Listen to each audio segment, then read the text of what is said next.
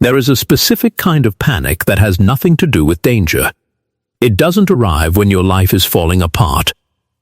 It arrives on an ordinary Tuesday, somewhere between checking your phone and lying awake at 11 at night.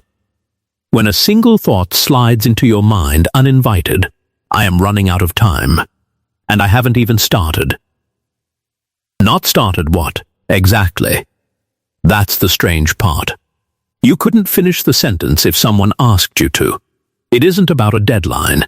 It isn't about your job, or your relationship, or your health. It's vaguer than that, and somehow more terrifying because of it.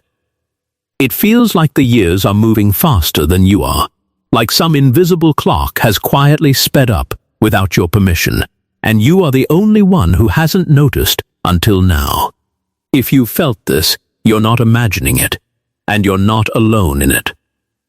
This feeling has a name in psychology, a history, and an origin that traces back further than you'd expect, into the work of a man who spent his life studying exactly this kind of quiet, private dread. Carl Jung didn't call it a midlife crisis. He called it something far more precise and far more unsettling, because what he discovered wasn't about time running out at all. It was about a self you haven't met yet, running out of patience. Picture this.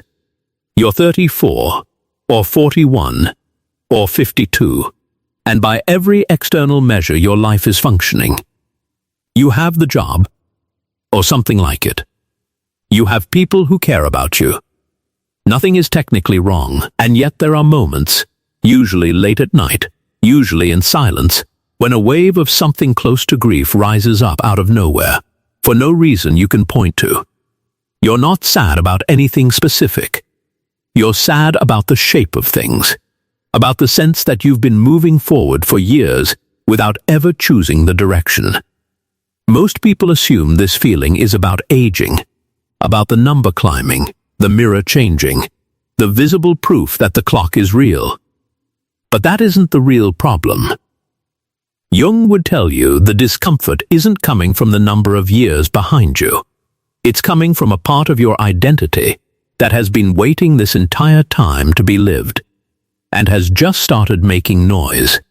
Something even more unsettling is happening beneath the surface of that noise, and almost nobody in modern psychology talks about it as directly as Jung did. Jung spent decades observing a strange and consistent pattern in the patients who came to see him in the second half of their lives, typically somewhere between their late 30s and their 50s. These weren't people in crisis by any conventional definition. Many of them were successful. Many of them had achieved exactly what they'd set out to achieve in their 20s and 30s. And yet they arrived in his office describing an identical sensation, an unshakable sense of meaninglessness, a feeling that something essential had been left behind, even though they couldn't say what. Jung came to believe that human life is not one continuous project, but two distinct psychological tasks, stacked on top of each other, each with an entirely different objective. The first half of life, he argued, is dedicated to building the ego. You establish an identity. You choose a career, a partner, a social role. You learn to function in the external world, to earn approval, to survive economically and socially. This is necessary work. It cannot be skipped. But it is, by its very nature, narrowing work. Every choice you make in your 20s closes a door that used to be open. Every identity you build excludes the identities you didn't build. And somewhere around midlife, Jung noticed, the psyche starts to rebel against that narrowing. It starts demanding a second task entirely, one the ego was never designed to handle alone. He called this the process of individuation, and he believed it is not optional. It doesn't ask for your permission. It simply begins, whether you're ready for it or not. And the feeling of time running out is often the first signal that it has already started. This is where psychology becomes uncomfortable, because it means the anxiety you're feeling isn't a malfunction. It's a summons. Think about the last time you felt truly restless, without an obvious cause. Not bored, not stressed. Restless in a deeper sense, like your own life had become slightly too small for you, like you were wearing a coat you'd outgrown, but hadn't noticed until it started to pinch. Jung would say that sensation is the shadow making contact with the ego for the first time in years. The shadow, in Jungian terms, isn't evil or sinister. It's simply everything you had to leave out of your identity in order to build it in the first place. Every desire you suppressed because it didn't fit the role you were playing. Every talent you abandoned because it wasn't practical. Every version of yourself that got quietly voted out in your 20s so the more marketable version could take the stage. For years, that shadow stays dormant, mostly because you're too busy building the persona to notice it's missing. But identities, like buildings, eventually get finished. And once the structure is complete, once the job title is secured and the family is formed, and the routine is set, there is a strange kind of silence that follows. In that silence, the excluded self starts knocking, quietly at first. Then, louder. The feeling of time running out is, more often than not, the sound of that knocking, mistranslated by a mind that doesn't yet have the vocabulary to understand what it's hearing. Most people never notice what comes next, because they respond to that knocking in exactly the wrong way, and the wrong response has a name. Alfred Adler, Jung's contemporary, offered a piece of the explanation that fits perfectly into this puzzle. Adler believed that much of adult behavior is driven by compensation, an unconscious strategy for covering over a feeling of inadequacy by chasing external achievement instead. Apply that here, and the modern response to midlife anxiety starts to make uncomfortable sense. When people feel that internal knocking, that sense of an unmet, unlived self-demanding attention, the instinct is almost never to sit with it. The instinct is to outrun it, to buy the car, start the extreme fitness regimen, chase the promotion, restart the identity project from a different angle, as if building a slightly newer, slightly shinier version of the same ego will finally silence the discomfort. It never does, because the discomfort was never about achievement in the first place. It was a message, and the compensation strategy is essentially trying to answer a letter without ever opening it. This is why so many people describe midlife panic as strangely hollow, even when they get exactly what they were chasing. The new job doesn't fix it. The new relationship doesn't fix it. The renovated house, the new city, the reinvention doesn't fix it, because none of it addresses the actual signal. The feeling of time running out isn't a countdown toward death. Jung was explicit about this distinction. It's a countdown toward a confrontation you've been postponing, a meeting with the parts of yourself you left behind in order to become who you currently are. But here's where the psychology deepens even further, into territory that connects Jung's ideas to something happening in your brain right now, in this exact stage of your life, whether you're aware of it or not. Neuroscience has revealed something remarkable about how the human brain experiences time, and it has nothing to do with clocks or calendars. Time perception in the brain is not measured in seconds, it's measured in novelty. Every new experience, every unfamiliar stimulus, requires more neural processing to encode than a familiar one, and the brain uses processing density as a rough proxy for duration. This is why a single unfamiliar week on vacation can feel longer, in memory, than 6 routine months at home. It's why childhood summers stretched on forever, because almost everything was new, and every day was densely packed with first-time experiences that took enormous cognitive effort to process. By your 30s and 40s, most days are no longer new. You've had the conversation before. You've done the commute before. You've had this argument, eaten this meal, felt this particular kind of Tuesday exhaustion more times than you could count. Your brain, encountering almost nothing novel, compresses the experience accordingly, and years that once felt vast begin to blur into a single, indistinct mass. This is sometimes called the reminiscence bump in memory research. And it explains something genuinely strange. Most adults, when asked to recall vivid memories from their life, disproportionately pull them from their teens and 20s, precisely because that period was saturated with firsts. Everything after tends to compress, and compression feels, subjectively, exactly like acceleration. So when you feel that time is speeding up and running out, your brain is not lying to you. It is accurately reporting a genuine drop in novelty and mistranslating that drop into a feeling of existential urgency. The years aren't actually moving faster. Your mind is simply processing less of them, and processing less feels, from the inside, indistinguishable from losing them. The next realization changes everything, because it means the fix isn't more time. It's more contact with the parts of your life and yourself that you've been avoiding.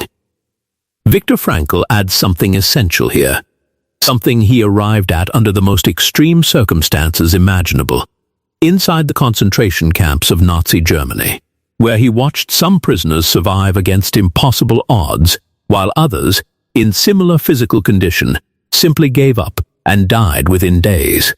Frankl became convinced that the deciding factor wasn't physical strength.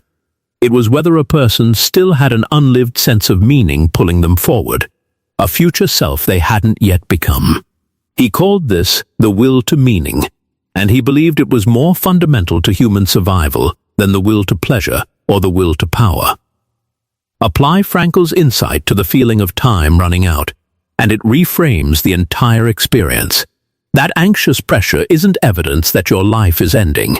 It's evidence that part of you knows there's a self you haven't lived yet.